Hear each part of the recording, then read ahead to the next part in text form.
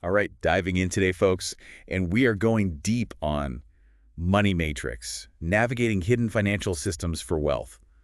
Sounds a bit like a thriller, doesn't it? Yeah, kind of like we're about to expose some secret society or something. Well, the book does promise to reveal a hidden system that shapes our financial lives. More like a system we're all a part of, but maybe don't fully understand. Right, exactly.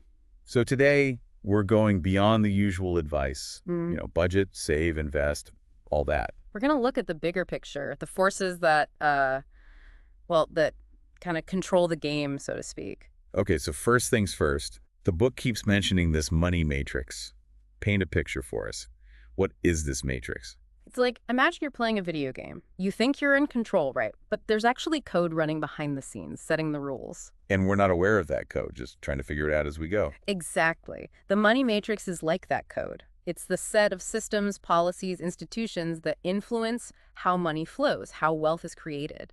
Okay, so who created this code? Is it like a conspiracy theory?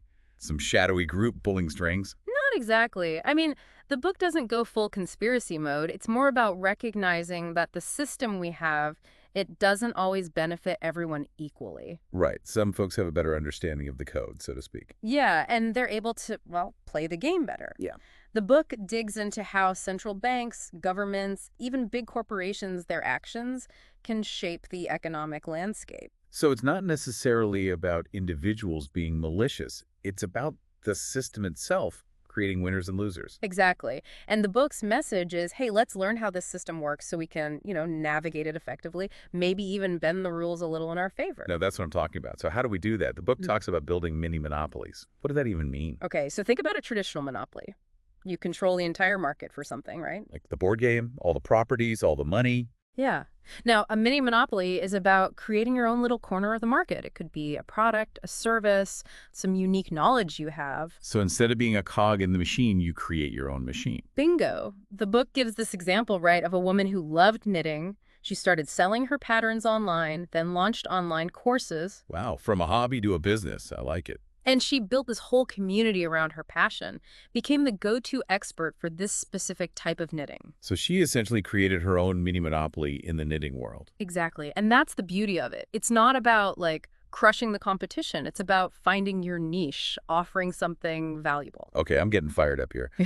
But honestly, how do we translate this into action? All right, well, the book lays out this framework, the 4 M's: make, manage, multiply, and maintain. It's like a roadmap for building wealth. And Okay, I love a good framework. Break it down for us. What's the first M, make? make is all about creating income streams. Could be your job, side hustles, investments, diversifying, not putting all your eggs in one basket. Multiple streams of income, that makes sense.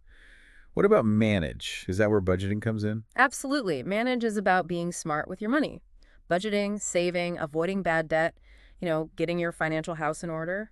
I'll admit, I used to be terrible with budgeting, but then I discovered these budgeting apps. Seriously, they're life-changing. Oh, I hear you. Tech can be a lifesaver when it comes to managing finances. All right, on to the fun part. Multiply. That's got to be about investments, right? Yep.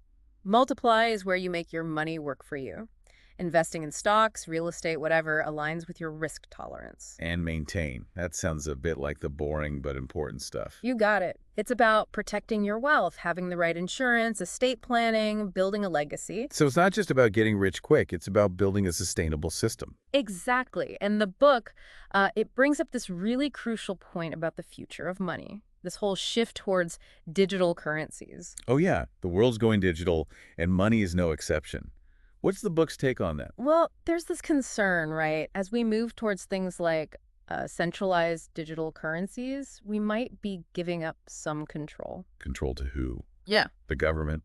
Big tech companies? Potentially, yeah. Yeah. If all our transactions are tracked, if they can freeze our accounts or devalue our money. It's a bit unsettling to think about. Right. And that's why the book is big on exploring alternatives.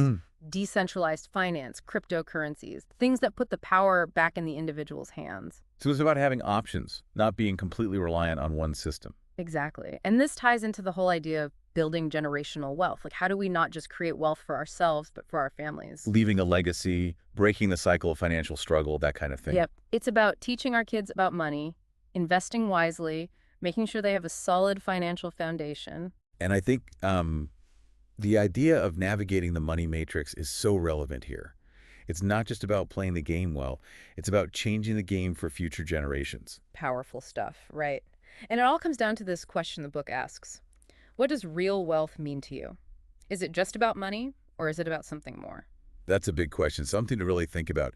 And honestly, that's what this deep dive is all about, Yeah. encouraging you to question, to explore. Take control of your financial future. Yeah. Absolutely. So for everyone listening, if you want to go deeper down this rabbit hole, I highly recommend checking out Money Matrix. You won't regret it. Thanks for joining us. Yeah, thanks for listening. And remember, knowledge is power, especially when it comes to money.